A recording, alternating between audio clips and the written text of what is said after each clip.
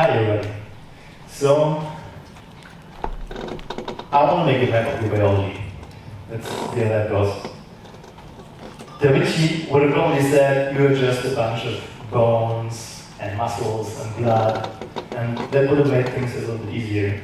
But we've been looking really close, and we figured out that we're in fact made out of those minuscule building blocks, and not just a few of them. In fact, we have around 30 trillion of them in each of us. And looking even closer, you find out that these are made out of millions and millions of small molecules, shaping their unique function and identity.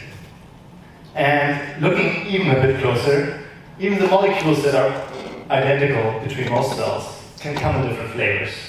Like our DNA, which is wrapped around those small protein bundles we call histones. And these histones can have chemical markings that kind of dictate how those stretches of DNA are being used. And there can't be too many of them, right? Well, there's around 10 million of them in each of our chromosomes too. So, a lot to keep track of. But does it actually really matter? Well, it kind of does. And as an example, I want to highlight this process of making blood near bone marrow. And you basically are all experts on it, because you're making around 500 billion cells each and every day. And you don't just make those small red blood cells that you might be most familiar with, but also immune cells and a whole set of other cells that are essential for your survival. And this complicated process of turning stem cells into intermediate cells and then into functional blood cells involves all the aspects I mentioned before. Like which cells are close to each other. Also their molecular makeup, of course, changes a lot in the process. And even those histones move around and change their markers. And a lot of things can go wrong in this process, like leukemia, lymphoma, multiple myeloma, aplastic anemia, or myelodysplastic syndromes, all of which involve either the build-up of malfunctioning bad cells that just clog up the whole system, or just a deterioration of the whole production mechanisms, ceasing the production of blood cells or some specific types. So let's get started mapping out this process. So we might start by surveying the cell. What's your state? What makes you unique? And then the cell starts to go on. It might say, oh yeah, I'm using this gene. Well, I also have those histones, and they are packed in a certain way which really matters. The DNA is touching, cells are touching, there's proteins, mitochondria, more and more, and it can all become a bit much. So, let's take a break. Inhale. Exhale. Feel free to do it with me. Inhale. Exhale. And picture this wait. What happened? Picture this diagram with two genes. I don't know what's happening. It's not supposed to run this fast. But two genes and a cell is just a specific dot on this diagram. I don't know what's happening. It's happening automatically. And another cell is just another dot in this diagram. I'm so sorry for that. I'm not pressing anything. And differentiating just means that the cell is moving in this space. And this, I'm so sorry, I don't know what's happening, but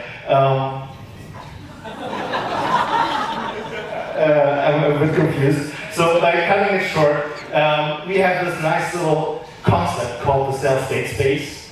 And cells are just points in this space. And as we add more cells, we realize that they are occupying a rather small area in the state space. And most of it is just empty. And this area is what we call the phenotypic manifold. And just like this paper occupying a really small area in the space we're all sitting in, as we unroll this paper and stretch it out, we get to our map of the phenotypic manifold. And we have the tools of going back and forth between the two. We find a point on the map for every cell, and for every point on the map, we find a place in our state space, indicating all the features that we care about the most. And now comes the kicker. As we realize that those cells are just differentiating cells, are just points moving through space, we realize that this is a lot like fluid dynamics. And just like these particles stretching out in the space of these fluids, cells that are differentiating are spreading out in the cell state space. And a lot of the same processes apply. Like the Brownian motion or the randomness of this movement. It's just like the molecular randomness that we observe in cells, or the regulatory drift that drives particles into a specific direction. It's just like the gene regulatory network that facilitates the transition into a functioning blood cell. And there's more, like growth, that is the proliferation of cells which can be included involved in this process. And this really helps us because physicists and mathematicians have been thinking about these kinds of problems for centuries, essentially. But one vital ingredient is missing. Because in order to model this efficiently, it's really tough to do this for every single cell individually. And instead, mathematicians often resort to something called a distribution function that just explains how common a certain cell type is.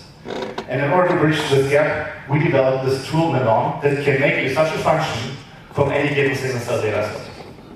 From any given single cell data. And just to finish off, I want to show you one real-world example.